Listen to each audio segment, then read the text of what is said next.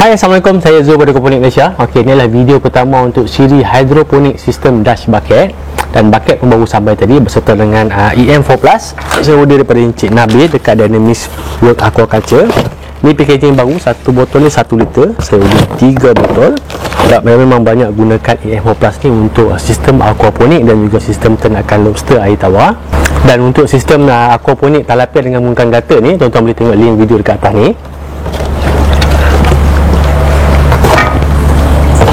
Okay, untuk sistem dash bucket ni saya gunakan jenis tong yang sama dengan kita gunakan untuk buat filter hari tu, dan daripada supplier yang sama.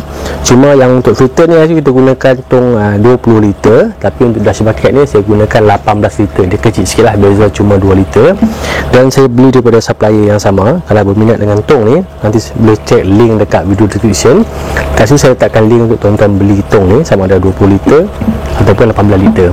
Ok, untuk design sistem hidroponik dash bucket ni, first kita ada satu tong yang tuan-tuan tengok tadi. Yang ni saiz 18 liter. Ok, daripada bahagian bawah ni saya akan ambil jarak 2 inci. Ok, jarak 2 inci. Dan pada bahagian dekat sini kita akan tebuk lubang untuk kita pasangkan satu tank connector saiz 15 mm. Ok, kemudian dekat dalam ni kita akan letakkan sedikit pipe dan satu elbow saiz 15 mm juga. Ok, pipe ni akan sampai ke bahagian bawah, ke dasar kita punya tong. Kemudian kita akan tebuk lubang kecil saja, ni cuma untuk mengelakkan daripada leka ball masuk ke dalam kita punya pipe ni. Sebab media tanaman untuk sistem dash bucket ni kita akan gunakan leka ball. Okay. Memandangkan saiz tong ni adalah 18 liter, jadi kita perlukan lebih kurang 18 liter leka ball untuk satu tong ataupun satu bucket kita ni. Dan di bahagian luar pun sama juga, kita akan ada sedikit pipe, elbow,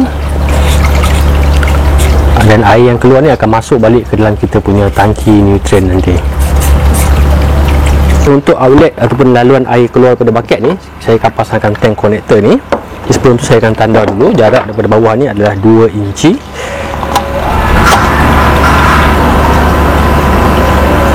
Okay, 2 inci daripada sini Untuk tank connector 15 mm ni saya gunakan hole saw 20 mm.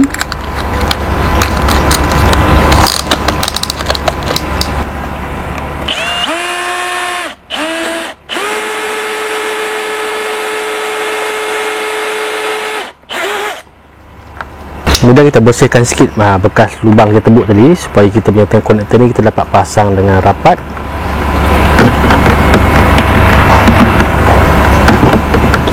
Tank connector ni kita akan pasang daripada dalam ke luar. So kita keluarkan dulu dia punya ni, lock ni, rubber seal.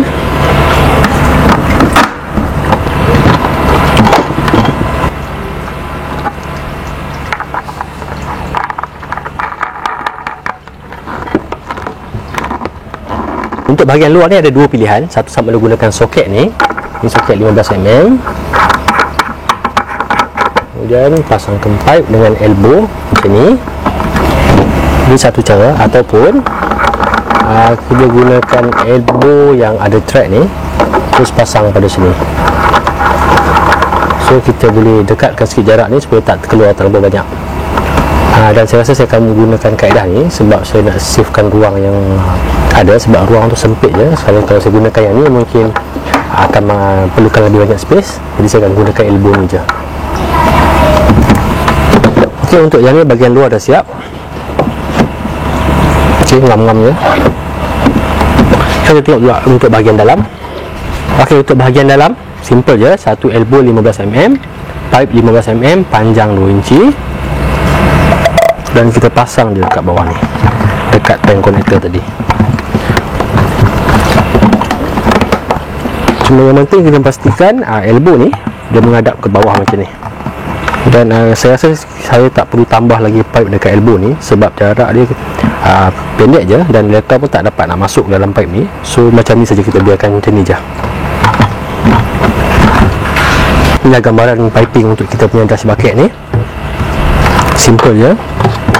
Yang kita perlukan elbow, tank connector dan satu elbow yang ada thread ni. sebelum nak masukkan leka bor dalam ni, ada beberapa cara untuk kita pastikan leka tak masuk dalam pipe ni. Satu adalah kita pilih semua leka bor yang bersaiz besar, kita letakkan di bahagian bawah ni. Ataupun lagi satu cara, kita gunakan batu, contoh batu sungai, kita letak di keliling pipe ni. Ini tujuan untuk menghalang pada leka masuk dalam pipe ni saja, supaya tak tersumbat. Kemudian baru kita tuangkan leka dalam baket ni. Tapi tadi saya dah pilih leka-leka bor yang lebih besar, saya akan letakkan di bahagian bawah.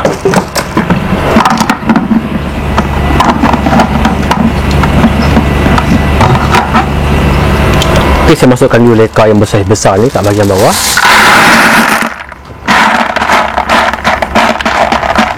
Kemudian kita boleh masukkan selebihnya.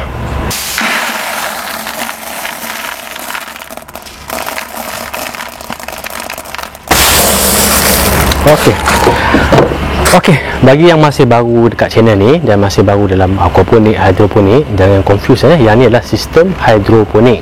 Dan dalam sistem hidroponik ni tak ada sebarang ternakan. Yang kita ada cuma tanaman, media tanaman, air dan juga baja.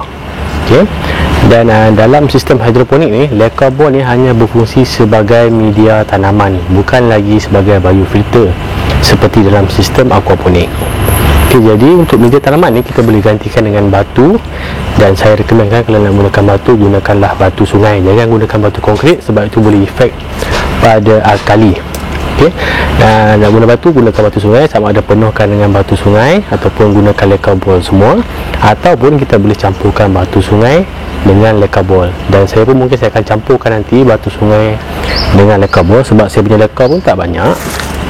Jadi saya akan campurkan saya akan campurkan leka bor dengan batu sungai supaya baket ni tak terlampau berat. Sebab kalau kita gunakan batu sungai dalam ni, penuh dengan batu sungai, baket ni mungkin akan terlampau berat dan kita perlukan struktur yang lebih kukuh sebagai kaki nanti, sebagai stand. Okey, inilah gambaran awal untuk kita punya sistem hidroponik dash bucket ni. Kita akan ada bucket dekat atas ni. Saya dah beli 6 bucket. So kita akan susun 6 bucket ni, kita akan susun dekat atas stand ataupun kaki yang kita akan buat nanti dengan menggunakan angle iron. Kemudian dekat bahagian bawah kita akan ada tangki nutrien. Dekat dalam ni kita akan masukkan air dan juga baja untuk hidroponik. Okey, daripada sini kita akan letakkan pump dalam tangki nutrien ni, dan air akan dipump masuk ke dalam setiap bucket ni.